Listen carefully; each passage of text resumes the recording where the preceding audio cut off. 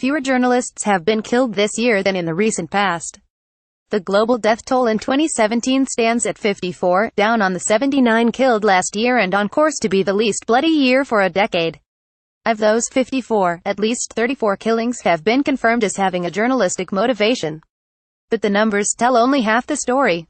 Intimidation, non-lethal violence, threats and prosecution are as rampant as ever, from Mexico and Brazil in the Americas to swaths of the former Soviet Union and supposedly freer jurisdictions such as India and Bangladesh.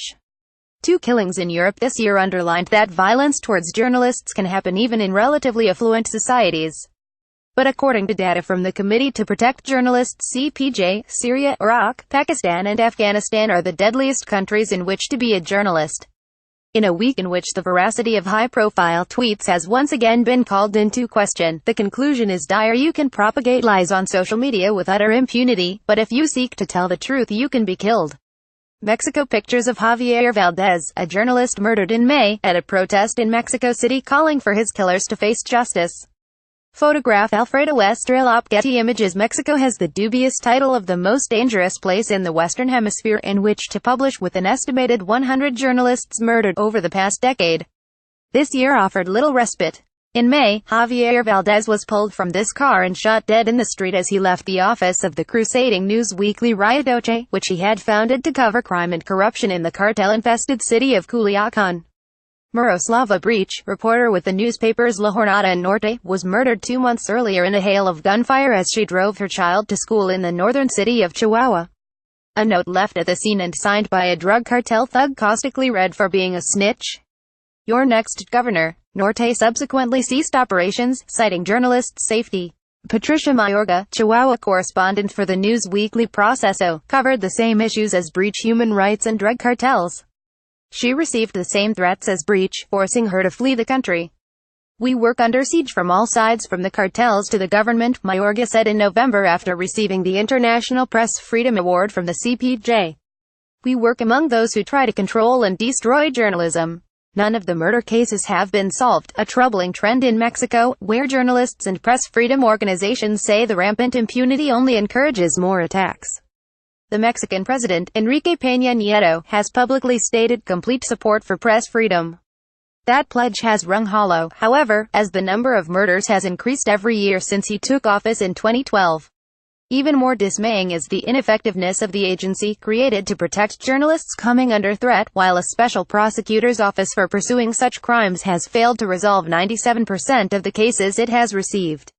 Where organized crime has a strong presence, where they are linked to local law enforcement, you can clearly see the local authorities don't investigate those crimes as they should, said Jan Alberthutson, a CPJ representative in Mexico. Death toll. Brazil. Brazilian journalists have long worked in one of the world's most dangerous reporting environments, but now they are also increasingly under pressure from lawsuits and internet trolls. At least 15 journalists have been killed over the past decade, and the assassins are almost never caught. As a result, Brazil is ranked as the 8th worst country on the CPJ's Global Impunity Index. Reporters are particularly at risk if they cover corruption and crime in small towns and cities, where policing is minimal. In terms of violence, the past year has been better than most, with 1 murder. Luis Gustavo, a blogger, was shot a dozen times in the head after he posted a report about drug dealers in his town of Aquiras in June. But in the current febrile political atmosphere, harassment is also a growing problem for journalists. Online intimidation is becoming more common, and there are also physical and legal threats from the police and other authorities, particularly during demonstrations. André Lucas de Almeida, a photographer from São Paulo, was arrested and accused of starting a fire when he covered a protest by the Free Pass movement in April. "It was not the first time. I've been arrested, assaulted several times, and a subway guard broke my equipment while I was working," he said. In every case, the perpetrators went unpunished. India. Those who report in remote regions or vernacular languages, and are therefore less visible, are most at risk. At least 3 journalists have been murdered this year, including Gauri Lankesh, an editor and fierce critic of Hindu extremists, who was gunned down on her doorstep in Bengaluru in September. Sudeep Thadabhaumik, a crime reporter, was shot dead last week on a paramilitary base in Tripura state, where he was investigating allegations of corruption.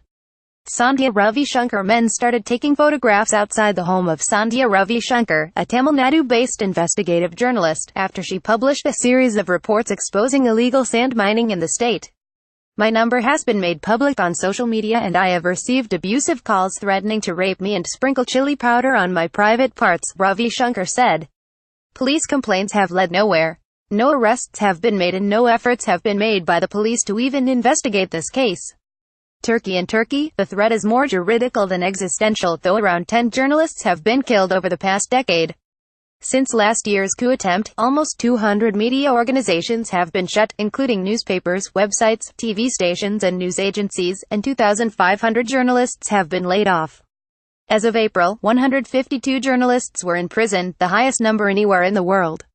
Russia continues to be a difficult and dangerous place for independent journalists, as the space for free media shrinks further and the few voices of dissent find themselves either under attack or forced to flee. This year a number of journalists have preferred to leave the country rather than stay and face the risks. In September, the columnist Yulia Latinina fled Russia after offline threats turned real. Her car was set on fire and she was sprayed with feces in the street. Elena Milashina, the Novaya Gazeta reporter who first broke the story about the purge of gay men in Chechnya, was forced to spend several months outside Russia for her safety. Many of Russia's liberal journalists blame their counterparts on state television for helping whip up hatred against them.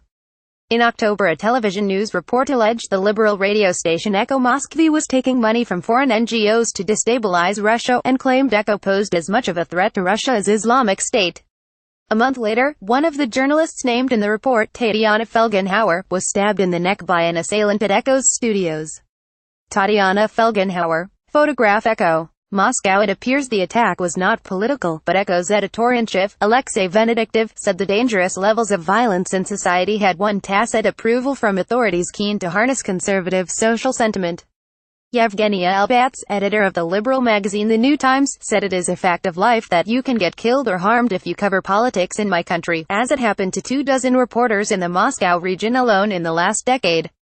Back in 2010, an explosive was found underneath my car's fuel tank.